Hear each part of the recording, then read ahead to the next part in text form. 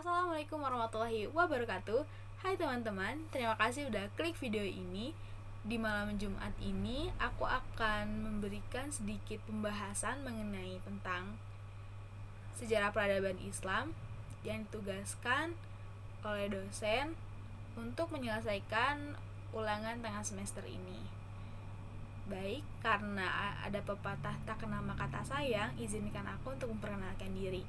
Nama Niken Ananda, Prodi Komunikasi Penyiaran Islam, kelas 1C, Fakultas Dakwah dan Komunikasi, UIN Sunan Gunung Jati, Bandung.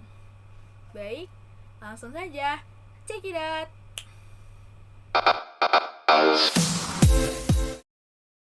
Sejarah awal dan perkembangan Islam di Asia Tenggara tidak dapat dilepaskan dari hubungan kawasan ini dengan dunia luar, seperti Arab, Persia, India, dan Cina. Asia Tenggara pun menjadi melting pot atau tempat pertemuan berbagai kebudayaan. Jalur sutra yang kita ketahui saat ini yang melewati kawasan Asia Tenggara membuat arus perniagaan berkembang pesat. Dan catatan menunjukkan bahwa masyarakat Asia Tenggara telah menjalin hubungan dengan Saudi Arabia jauh sebelum kedatangan Islam. Terdapat perdebatan mengenai kapan dan siapa yang membawa Islam ke kawasan Asia Tenggara. Dan perdebatan tersebut melibatkan para sarjana baik di luar maupun di dalam negeri. Seperti halnya Snoho Gronje, Syed Naqib Al-Atas, Ahas Jami, Azyur Madi Azro, Buya Hamka, Uka Chandra Sasmita, dan sebagainya. Islam masuk ke Asia Tenggara disebarluaskan melalui kegiatan kaum pedagang dan para sufi. Hal ini berbeda dengan daerah Islam di dunia lainnya yang disebarluaskan melalui penaklukan bangsa Arab dan Turki.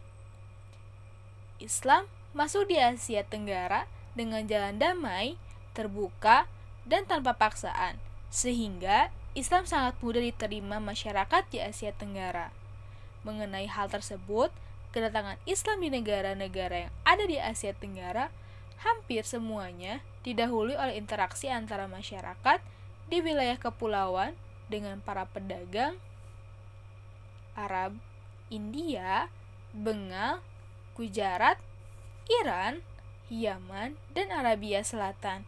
Sehingga pada abad ke-5 sebelum Masehi, Kepulauan Melayu menjadi tempat persinggahan para pedagang yang akan berlayar ke Cina, dan mereka telah menjalin hubungan dengan masyarakat sekitar pesisir. Nah, kondisi seperti inilah yang dimanfaatkan para pedagang muslim yang singgah untuk menyebarkan Islam pada warga sekitar pesisir.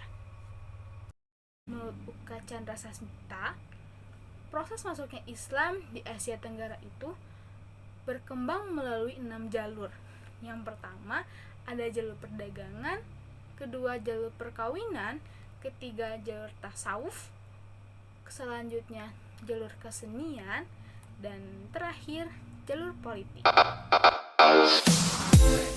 Sejak abad pertama, kawasan Laut Asia Tenggara, khususnya Selat Malaka, sudah mempunyai kedudukan yang sangat penting dalam kegiatan pelayaran dan perdagangan internasional yang dapat menghubungkan negeri-negeri Asia di timur, tenggara, dan barat. Perkembangan pelayaran dan perdagangan internasional yang terbentang jauh dari Teluk Persia sampai ke Cina melalui Selat Malaka itu kelihatan sejalan pula dengan muncul dan berkembangnya kekuasaan besar seperti dinasti Tang, kerajaan Sriwijaya, dan dinasti Umayyah. Mulai abad ke-7 dan ke-8, orang Muslim Persia dan Arab sudah turut serta dalam kegiatan pelayaran dan perdagangan sampai ke negeri Cina.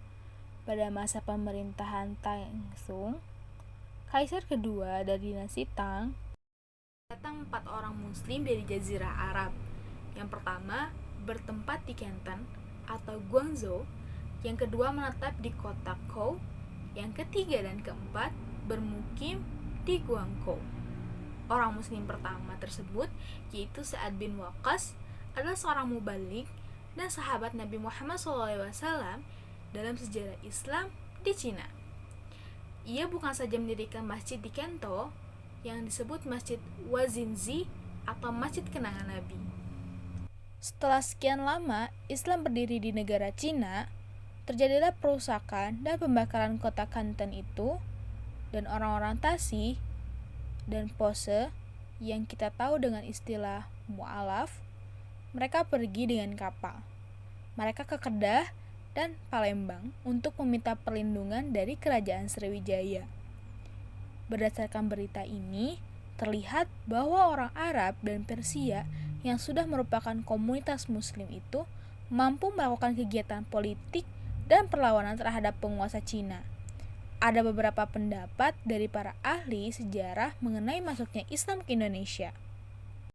Menurut Zainal Arifin Abbas, agama Islam masuk ke Indonesia pada abad ke-7 Masehi atau 684 Masehi.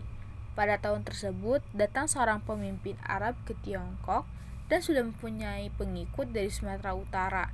Jadi, agama Islam masuk pertama kali ke Indonesia di Sumatera Utara. Menurut Dr. Hamka, atau yang kita kenal dengan Buya Hamka, agama Islam masuk ke Indonesia pada tahun 674 Masehi. Berdasarkan catatan Tiongkok, saat itu datang seorang utusan Raja Arab Tache, kemungkinan Muawiyah bin Abu Sufyan, ke kerajaan Holing atau Kalingga untuk membuktikan keadilan, kemakmuran, dan kenyamanan pemerintah Ratu Sima di Jawa. Nah, menurut Junaid Parinduri, agama Islam masuk ke Indonesia pada tahun 670 Masehi karena di Baru Tapanuli didapatkan sebuah makam yang berangka Hamim yang berarti tahun 670 Masehi. Dan yang terakhir, seminar tentang masuknya Islam ke Indonesia di Medan tanggal 17 sampai 20 Maret 1963 mengambil kesimpulan bahwa Islam masuk ke Indonesia pada abad 1 Hijriah atau abad 7 Masehi langsung dari Arab. Daerah pertama yang didatangi ialah pesisir Sumatera. Sedangkan perkembangan agama Islam di Indonesia sampai berdirinya kerajaan-kerajaan Islam dibagi menjadi 3 fase. Yang pertama, singgahnya pada pedagang-pedagang Islam di pelabuhan-pelabuhan. Yang kedua, adanya komunitas Islam di beberapa daerah kepulauan. Sumbernya di samping berita-berita asing juga makam-makam Islam pun. Yang terakhir, berdirinya kerajaan-kerajaan Islam.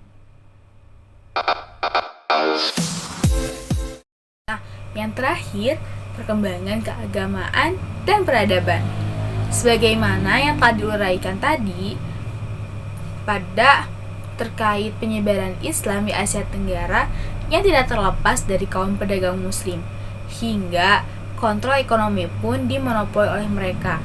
Di samping itu, pengaruh ajaran Islam sendiri pun telah mempengaruhi berbagai aspek kehidupan di masyarakat Asia Tenggara. Islam mentransformasikan masyarakat yang telah diislamkan di kawasan tersebut secara bertahap. Islam dan etos yang lahir darinya muncul sebagai dasar kebudayaan. Nah, namun dari masyarakat yang telah diislamkan tersebut hanya sedikit muatan lokal. Islamisasi dari kawasan Asia Tenggara ini membawa persamaan di bidang pendidikan. Pendidikan tidak lagi menjadi hak istimewa kaum bangsawan. Tradisi pendidikan Islam melibatkan seluruh lapisan masyarakat. Setiap muslim diharapkan mampu membaca Al-Quran dan memahami asas-asas Islam secara rasional. Dan dengan belajar huruf Arab atau huruf hijaiyah yang diperkenalkan dan digunakan di seluruh wilayah dari Aceh hingga Mindanao. Bahasa-bahasa lokal diperluasnya dengan kosakata-kosakata dan gaya bahasa Arab. Bahasa Melayu yang secara khusus dipergunakan sebagai bahasa sehari-hari di Asia Tenggara dan menjadi media pengajaran agama. Dan bahasa Melayu pun juga mempunyai peran penting bagi pemersatu seluruh wilayah itu.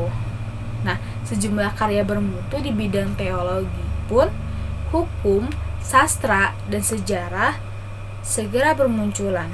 Banyak daerah di wilayah ini seperti Pasai, Malaka, dan Aceh, juga Patani, muncul sebagai pusat pengajaran agama yang menjadi daya tarik para pelajar dari sejumlah penjuru wilayah ini. Sistem pendidikan Islam kemudian dirancang dalam banyak seperti hanya pembangunan masjid atau surau menjadi lembaga pusat pengajaran. Namun, beberapa lembaga seperti pesantren di Jawa dan pondok di Semenanjung Malaya pun segera berdiri. Nah, hubungan-hubungan pusat-pusat pendidikan tersebut di dunia Islam terus dibina. Nah, tradisi pengajaran Paris Patris yang mendahului kedatangan Islam di wilayah ini tetap berlangsung. Ibadah haji ke tanah suci Mekah dan ikatan emosional, spiritual, psikologis, dan intelektual dengan kaum muslim Timur Tengah segera terjalin. Terima kasih sudah menonton video ini dan sampai jumpa. Wassalamualaikum warahmatullahi wabarakatuh.